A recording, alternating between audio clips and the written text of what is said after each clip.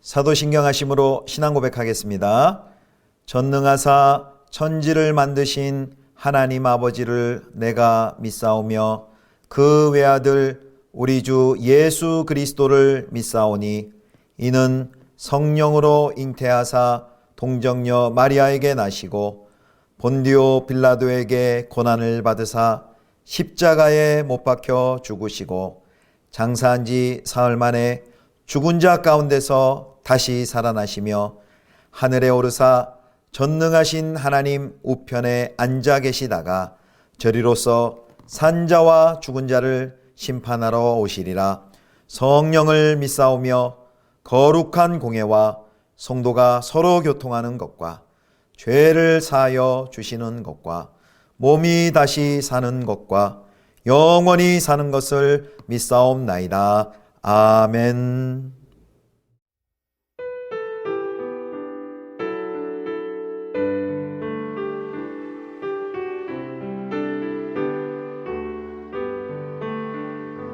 주 없이 살 수 없네 죄인의 구주여 그 귀한 보배 피로 날 구속하소서. 구주의 사랑으로 흘리신 보혈이 내 소망 나의 위로 내 영광 됩니다. 주 없이 살 수 없네 나 혼자 못 살이 힘없고 부족하며 지혜도 없도다.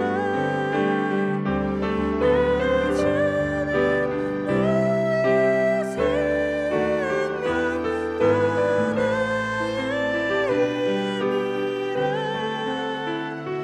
주님을 의지하여 지혜를 얻으리.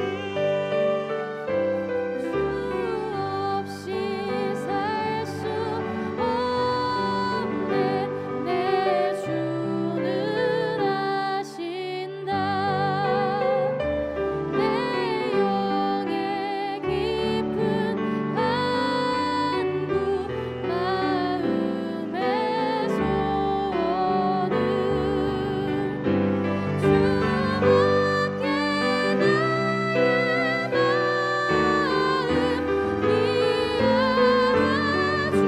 이알아주리요. 내 마음 위로하사 평온케 하시네. 주 없이 살 수 없네 세월이 흐르고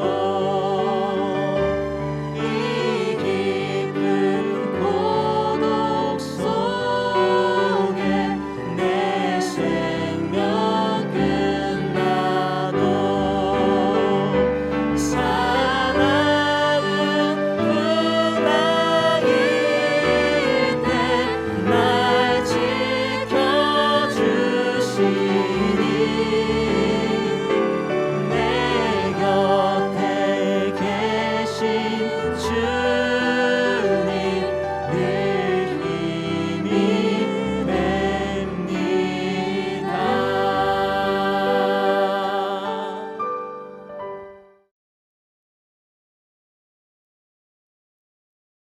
제 10장.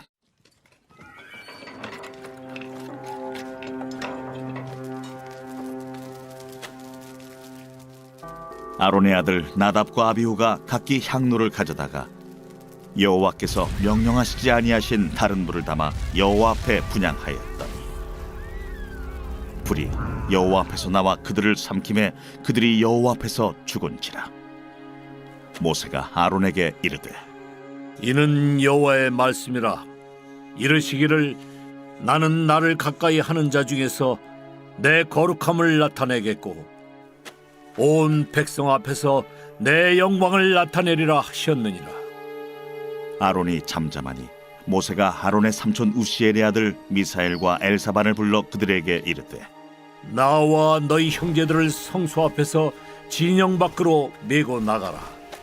그들이 나와 모세가 말한 대로 그들을 옷 입은 채 진영 밖으로 메어내니 모세가 아론과 그의 아들 엘르아살과 이다말에게 이르되 너희는 머리를 풀거나 옷을 찢지 말라. 그리하여 너희가 죽음을 면하고 여호와의 진노가 온 회중에게 미침을 면하게 하라. 오직 너희 형제 이스라엘 온 족속은 여호와께서 치신 불로 말미암아 슬퍼할 것이니라. 여호와의 관유가 너희에게 있은즉 너희는 회막문에 나가지 말라. 그리하면 죽음을 면하리라. 그들이 모세의 말대로 하니라. 여호와께서 아론에게 말씀하여 이르시되 너와 네 자손들이 회막에 들어갈 때에는 포도주나 독주를 마시지 말라.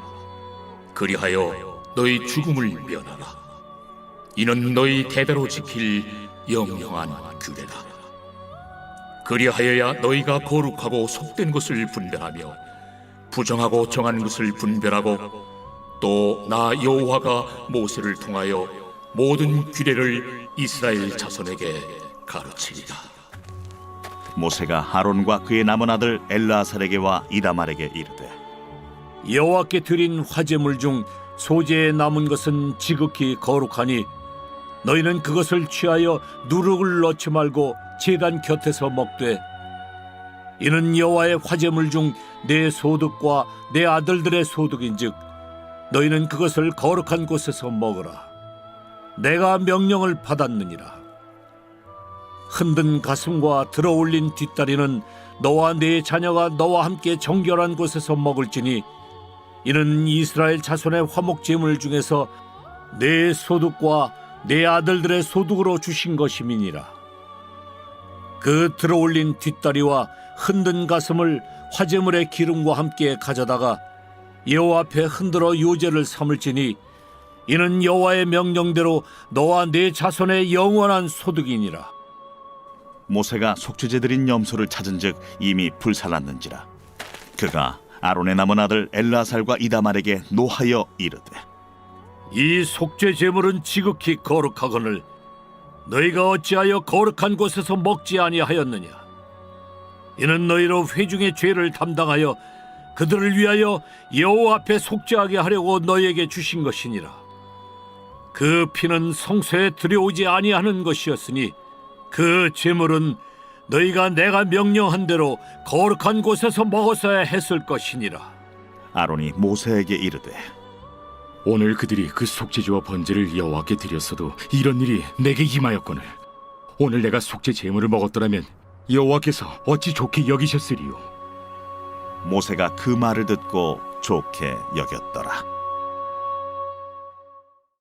성도 여러분, 좋은 아침입니다. 오늘도 하나님의 은혜와 평강이 성도 여러분 가운데 가득히 넘치기를 주님의 이름으로 축복합니다. 오늘은 레위기 10장 1절에서 20절까지 본문 10장 전체를 가지고요. 제사장의 무거운 책임이란 제목으로 함께 하나님 말씀 묵상하겠습니다.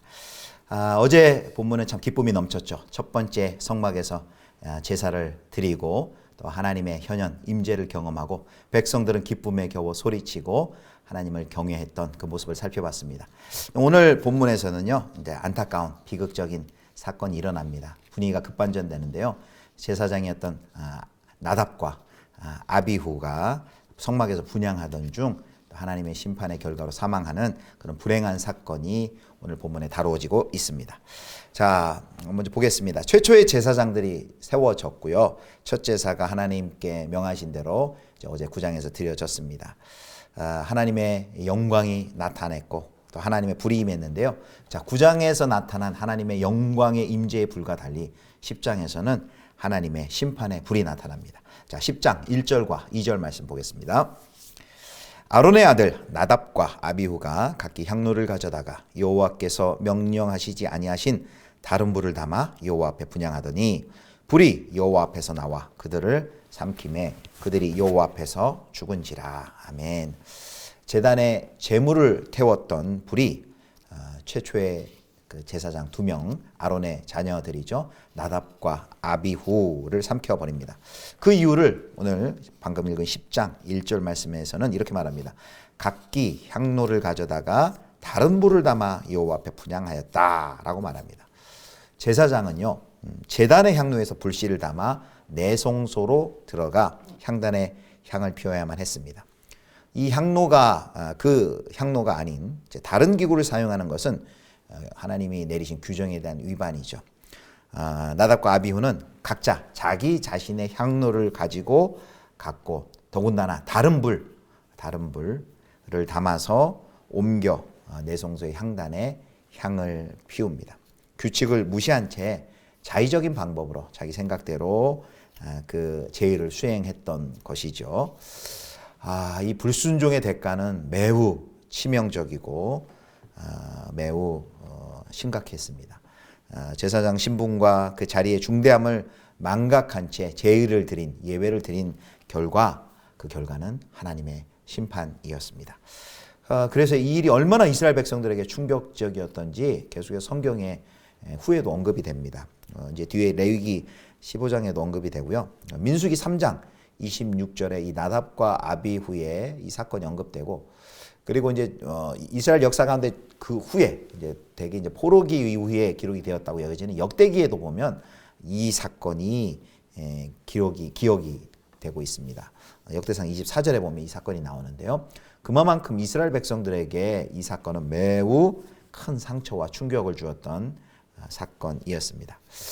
왜 나답과 아비후가 하나님의 규례를 따르지 않고 다른 불을 가지고 성막까지 들어와 여호와 앞에 제사를 지냈을까요? 성공적인 첫 예배, 어제 9장에 나타난 그것을 경험하고 너무 방심했을까요?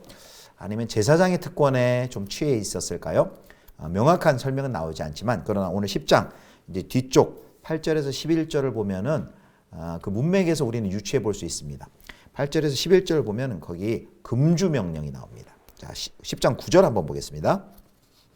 너와 내 자손들이 회막에 들어갈 때에는 포도주나 독주를 마시지 말라. 그리하여 너희 죽음을 면하라. 이는 너희 대대로 지킬 영영한 규례라.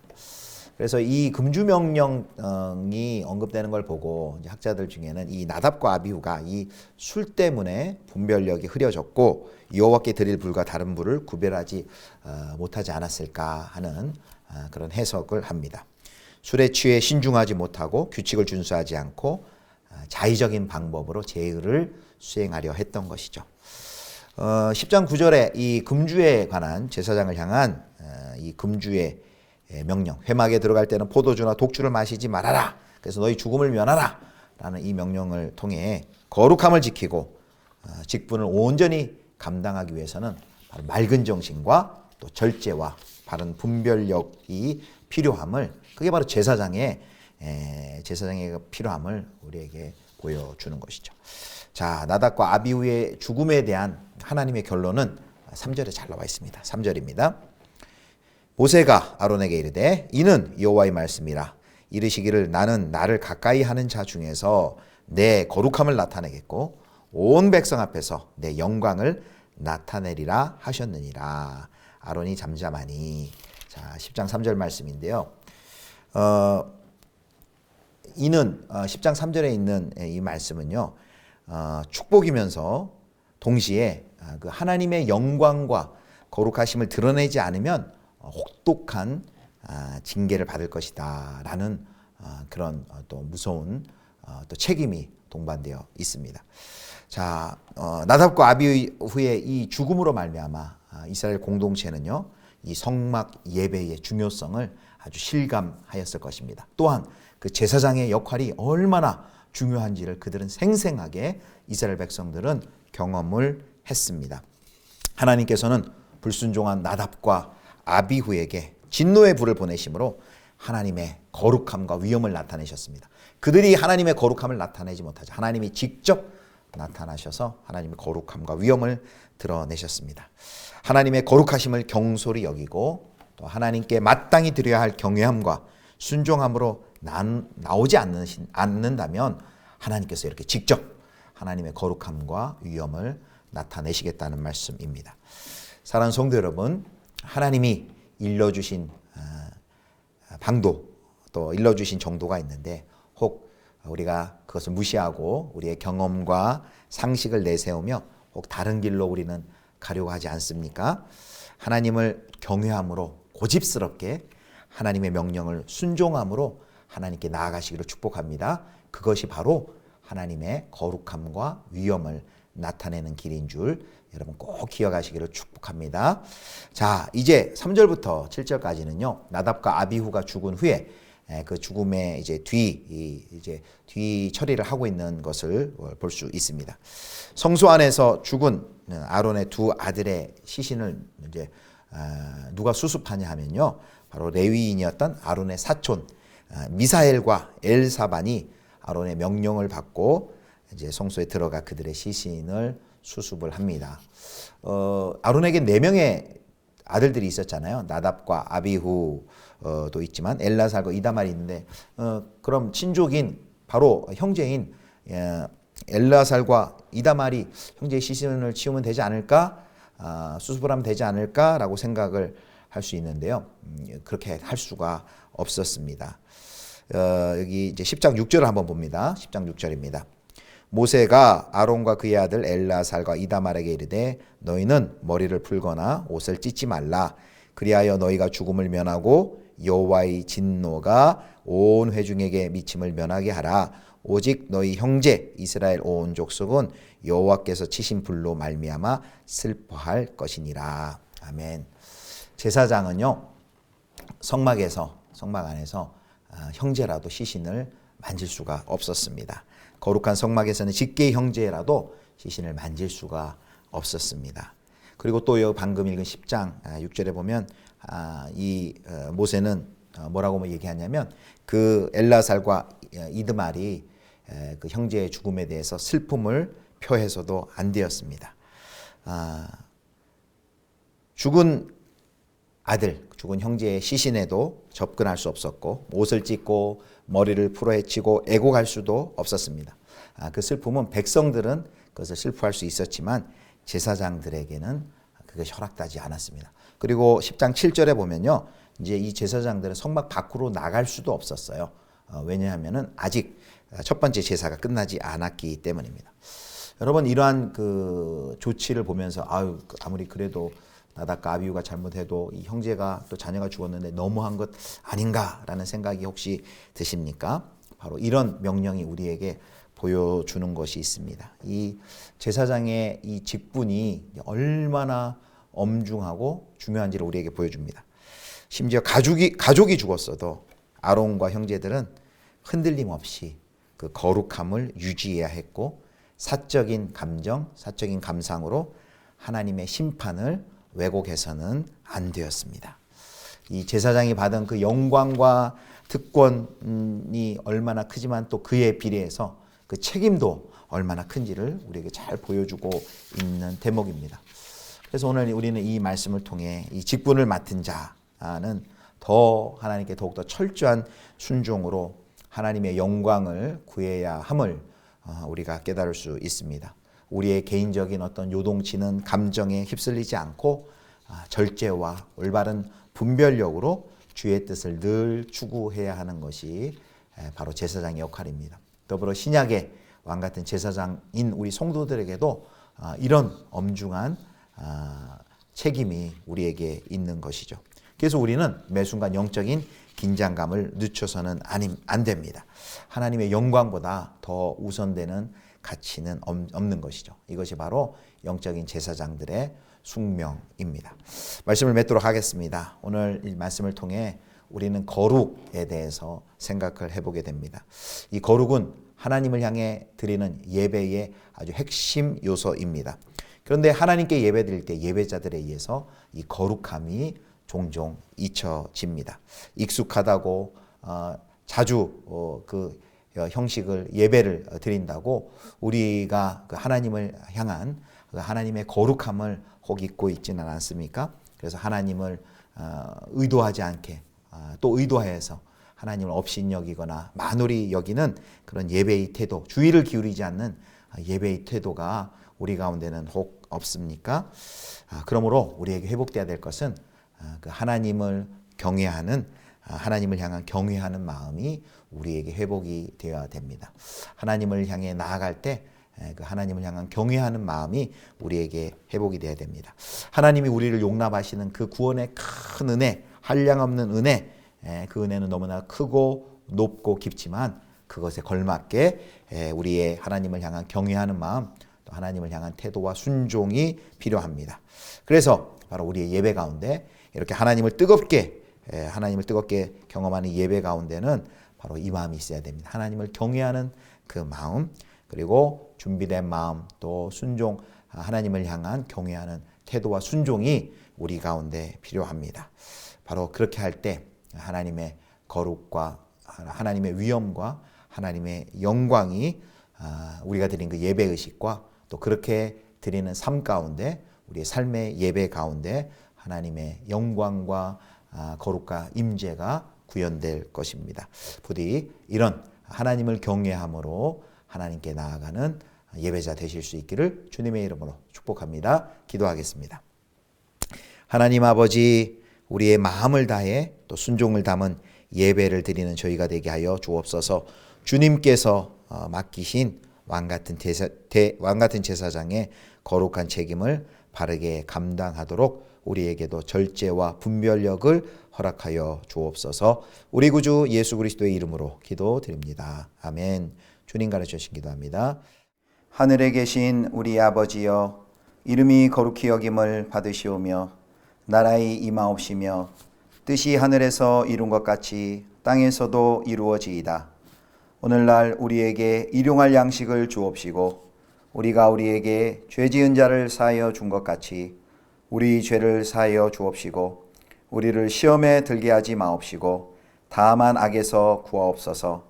대개 나라와 권세와 영광이 아버지께 영원히 있사옵나이다. 아멘.